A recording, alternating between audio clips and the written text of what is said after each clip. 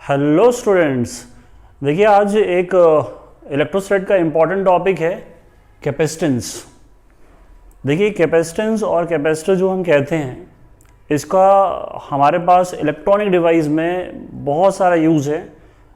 Capacitance जो है number of task को परफॉर्म करता है। जैसे हमारे पास क्या होता है, जैसे हम लोग बहुत सारे जैसे फ़ैन है, ठीक, इलेक्ट्रिक मोटर है, माइक है जिसमें हम बोलते हैं। इसके अलावा बहुत सारे एग्जाम्पल हैं। पहले मैं इसका मीनिंग ले लेता हूँ। देखो कैपेसिटर क्या होता है, कैपेसिटेंस जो है वो हमारे पास स्टोर हाउस होता है इलेक्ट्रिक चार्ज और इलेक्ट्रिक एनर्जी का। बट इसका काम क्या होता है, ये क्या करता है, ये इंस्टेंट एनर्जी देता है, सडन एनर्जी देता है इलेक्ट्रॉनिक सर्किट को जब उसको रिक्वायर हो सर्किट को। अदरवाइज हम डेफिनेशन वाइज तो ये कहते हैं कि it is a store house of electric charge and electric energy. और जब भी उस सर्किट में जहाँ इस कैपेसिटर को लगाया जाता है, ये क्या करता है, जब उस सर्किट को एनर्जी चाहिए तो ये एनर्जी इंस्टेंट में उसको प्रोवाइड कर देता है। ठीक है, एग्जाम्पल में अगर हम जैसे जाते हैं, एग्जाम्पल में जैसे हम लोग जाते हैं तो एग्जाम्पल हमारे पास क्या होता है, इसका जैसे फ़ैन हो गया। फ़ैन में आपने देखा है कि वो सिलेंड्रिकल शेप में कैपेसिटर लगा होता है। तो वो क्या करता है, जब हम लोग कई बार हम फ़ैन चलाते हैं तो वो फ़ैन जो पूरी तरह परफॉर्म नहीं करता, मतलब उतनी स्पीड नहीं होती, तो हम बोलते हैं इसका कैपेसिटर ख़राब हो गया। तो कैपेसिटर को लेके आते हैं, उसको लगाते हैं और उससे क्या होता है, वो फ़ैन को क्या करता है, क्योंकि उसके अंदर एनर्जी स्टोर होती है तो वो एनर्जी उसको प्रोवाइड करता है। उससे क्या होता है, वो कैपेसिटर क्या करता है, उसकी फ़ैन की स्पीड को इंक्रीज़ कर देता है। इसी तरह से इलेक्ट्रिक मोटर है, वो भी सेम काम करता है। अच्छा, ऐसा नहीं है कि वो हमेशा यही काम करता है कैपेसिटर के, और भी बहुत सारे काम हैं, पर पहले डेफिनेशन ले लेते हैं। देखिए हमारे पास लिखा हुआ capacitance of a conductor is a measure of its ability to store, दिख रहा है, स्टोर क्या, electric charge and electric energy, clear, and release it whenever the circuit required. जब उसको चाहिए होता है तो वो उसको एनर्जी को रिलीज कर देता है। अच्छा, मैं कुछ और भी कह रहा था कि इसका और भी काम होते हैं, ऐसा नहीं कि यही काम है इसका। आगे वाले चैप्टर्स में जैसे हम जाएंगे तो क्या पढ़ेंगे कि किस कैपेसिटर का काम होता है फिल्टरिंग करना। ये फिल्टर भी करता है।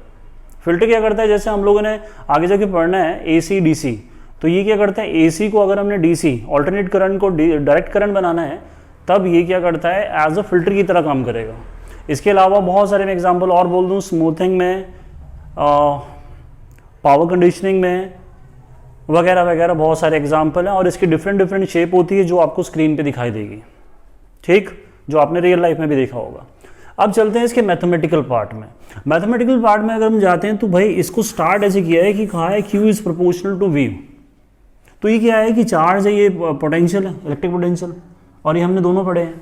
तो क्या होता है कि अगर हमारे पास कोई मान लीजिए एक कंडक्टर है, मान लो ये कंडक्टर है ऐसे मान लीजिए, ठीक है, और इस कंडक्टर को हम क्या कर रहे हैं, चार्ज प्रोवाइड कर रहे हैं।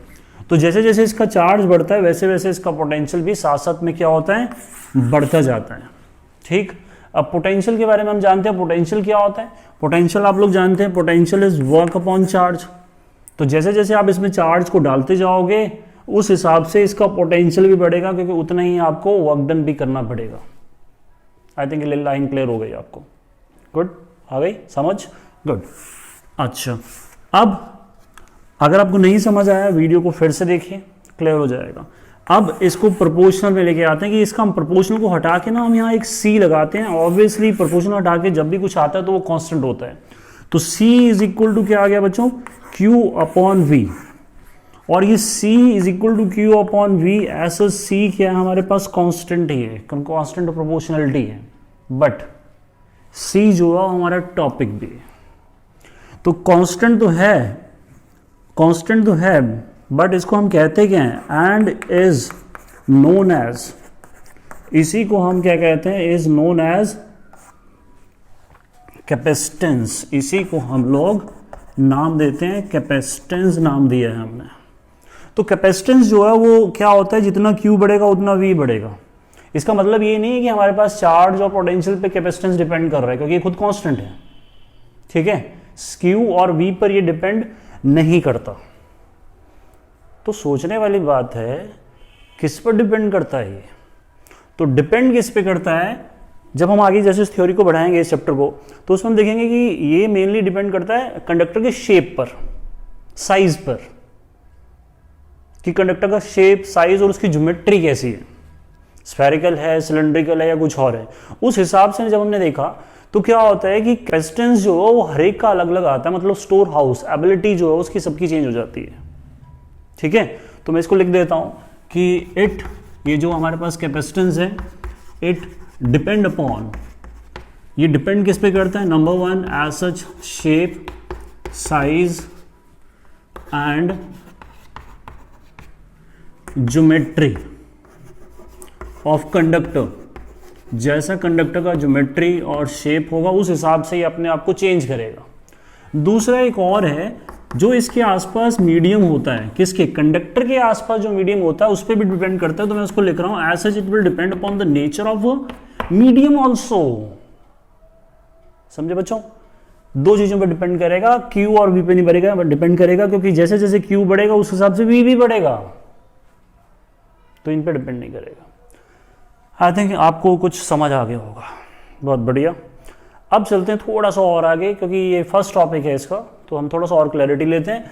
भाई हम इसमें ना यूनिट्स पे चलते हैं। तो यूनिट में जब हम देखेंगे तो ऐसा यूनिट के बिहाफ में बात करें तो इसकी यूनिट जो बनाई है वो फैरेड है, जिसको एफ कह देते हैं। ठीक है ना, फैरेड इसलिए ये इसकी यूनिट लेंगे हम। बट फैरेड जब हम आगे बढ़ेंगे तो ये बहुत बड़ी यूनिट होती है, तो वी विल ऑलवेज टेक, हम ऑलवेज क्या लेते हैं, micro farad, pico farad, nano farad, इस तरह से बहुत सारी छोटी छोटी यूनिट्स लेके, क्योंकि फैरेड का मतलब large amount of charge is stored in a conductor, जो कि रियल लाइफ में पॉसिबल नहीं है।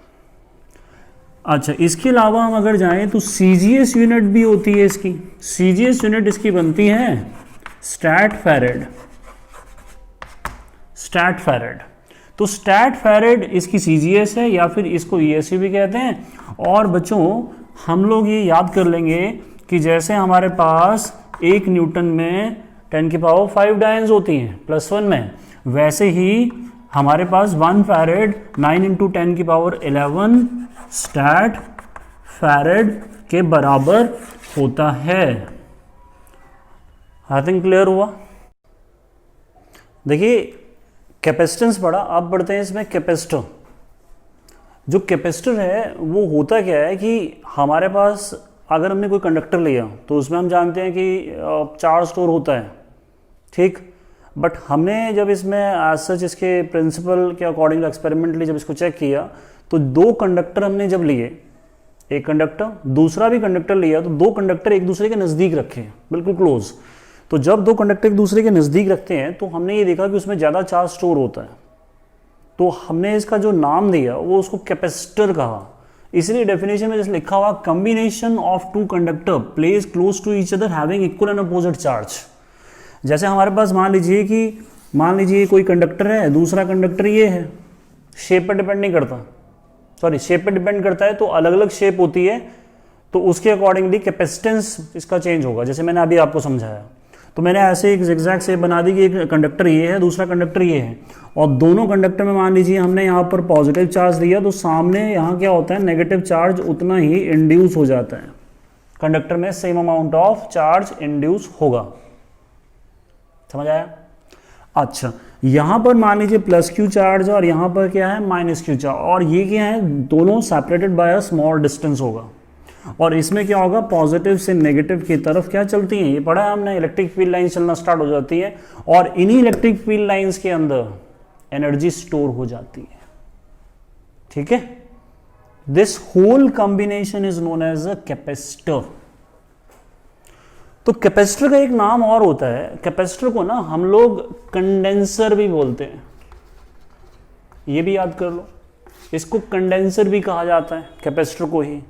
बट होता क्या है, एक कंडक्टर को, जैसे हम अभी पढ़ेंगे कि एक कंडक्टर को भी हम लोग क्या बोलते हैं, कैपेसिटर बोल सकते हैं, बट हमने यहां पर क्या बोला, combination of 2 conductor separated by small distance. ठीक, ये जो मैंने लाइन बोली आपको अभी साथ में दिखाई देगी। अब इसके सिंबल की जैसे हम बात करें तो जैसे हम लोग जानते हैं कि भैया रेजिस्टेंस का सिंबल क्या होता है, यही होता है ना, ये रेजिस्टेंस का सिंबल है। तो रेजिस्टेंस एक ऐसा हमारे पास एलिमेंट है जो करंट के फ्लो को रोकता है। तो कैपेसिटर एक ऐसा डिवाइस है, कैपेसिटेंस एक ऐसा डिवाइस है जो चार्ज को स्टोर करता है या एनर्जी को स्टोर करता है। तो हम लोग इसमें बच्चे कंफ्यूज होते हैं, तो इसमें कंफ्यूज नहीं होना है। कैपेसिटेंस और कैपेसिटर में तो हम कहते हैं कैपेसिटेंस ऑफ अ कैपेसिटर, तो इसका मतलब है कैपेसिटर क्या है, combination of this two conductor close to each other, और इसमें जो एनर्जी स्टोर हो गई वो कैपेसिटेंस हो गई। आई थिंक क्लियर हुआ। अब इसके सिंबल पे चलते हैं। तो कैपेसिटर का ना सिंबल हम इस तरह से लेते हैं ये, और इसका मतलब दरअसल यहीं से आता है कि एक प्लेट ये हो गई, दूसरी प्लेट ये हो गई, ये मतलब दो कंडक्टर हो गए एक दूसरे के आसपास, तो this combination is a capacitor, इसलिए हम इसको कैपेसिटर C का सिंबल मानते हैं।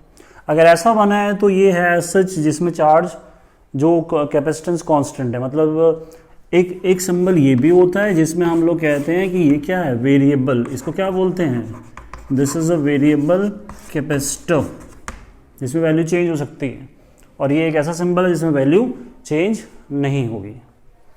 आई थिंक क्लियर हुआ। यूजेस की बात करें तो हमारे पास इसके यूज मैं आपको बता चुका हूँ, फैन, मोटर, इसके अलावा पावर फैक्टर इम्प्रूवर में काम करता है ये।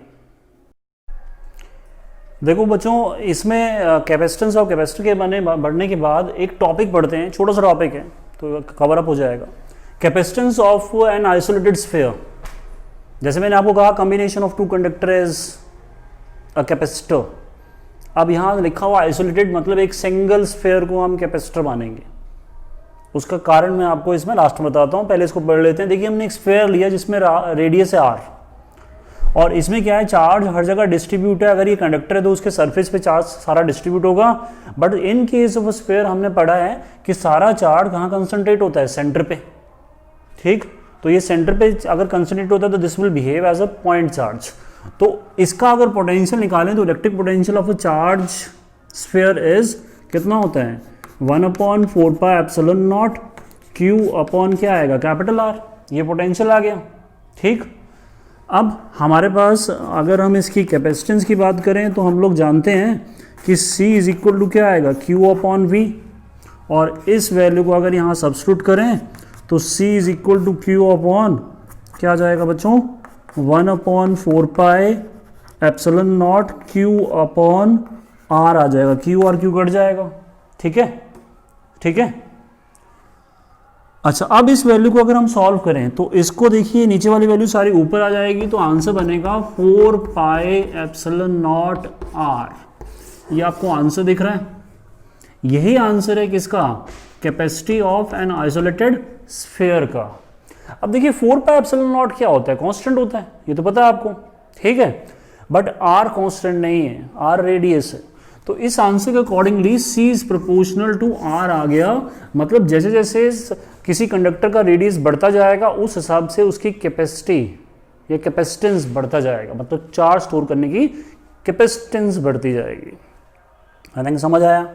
तो अभी जैसे मैंने आपको स्टार्टिंग में क्या बोला कि भैया कैपेसिटेंस जो है it will depend upon geometry, shape, ठीक है, साइज। तो वही प्रूव हो गया कि रेडियस पर डिपेंड करता है। समझ आया बच्चों? गुड। अब इसको थोड़ा सा हम अगर और इम्प्रूव करें कि हम थोड़ा सा और एक्सटेंड करना चाहते हैं थोड़ा सा, तो एक एग्जाम्पल की फॉर्म में ना हम ले सकते हैं क्या कि भैया find out the capacity of the earth.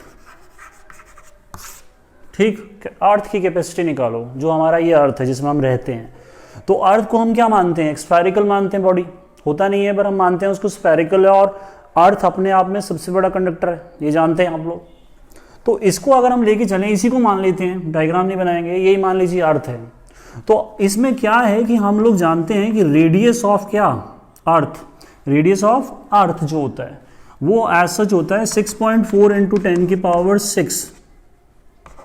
ठीक है, 60 to 100 किलोमीटर या फिर 6.4 × 10⁶ मीटर इसका रेडियस होता है।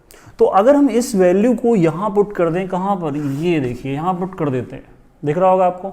और 4 पाई एप्सिलॉन नॉट की वैल्यू हमें बताया कि भैया 1/4 पाई एप्सिलॉन नॉट इज 9 × 10⁻, कितना, यही होती है। इसको अगर हम यहाँ प्रूफ पुट करें तो 1/9 × 10⁹ हो जाएगा, उल्टा हो जाएगा, और R की वैल्यू 6.4 × 10⁶ आएगी। सॉल्व करेंगे, अभी हम सॉल्व नहीं करेंगे, तो 711 माइक्रोफैरेड इसकी वैल्यू आती है। तो this is the capacity of what, earth, क्योंकि अर्थ अपने आप में एक बहुत बड़ा कंडक्टर है। तो आज के टॉपिक में इतना ही, बाकी अगले टॉपिक में पढ़ेंगे। तो आपको ठीक लग रहा है, अच्छा लग रहा है तो सब्सक्राइब, शेयर और लाइक करिए। Thank you.